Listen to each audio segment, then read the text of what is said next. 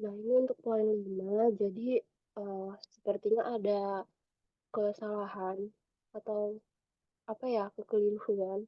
Jadi kan sebelumnya di poin 1 tuh, kita udah menghitung curah hujan andalan. Nah, curah hujan andalan ini sebenarnya dipakai untuk menghitung curah hujan efektif.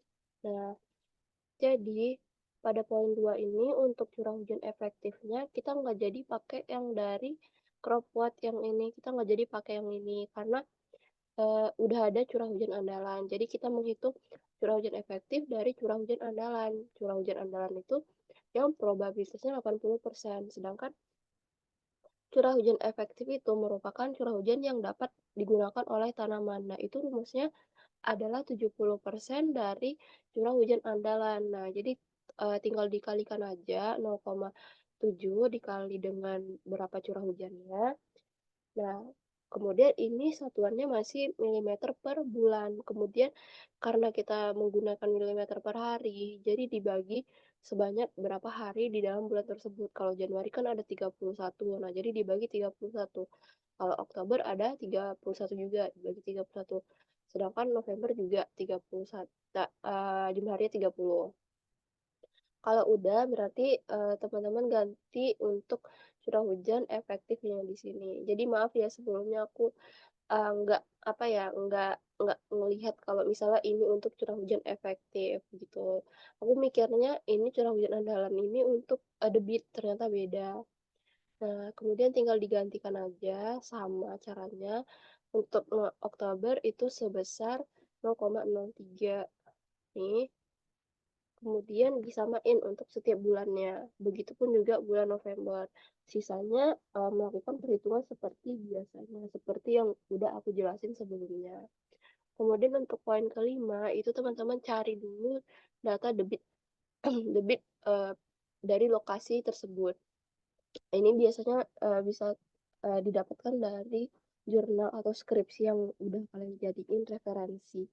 Kalau semisalnya data debitnya nggak ada, saran aku, kalian bisa coba cari data debit dari daerah tersebut, entah itu dari kabupatennya atau daerah irigasi sekitar, pokoknya yang nggak jauh-jauh dari daerah irigasi tersebut. Kalau misalnya nggak ada data debitnya, yang penting kalian dapat data debit ini.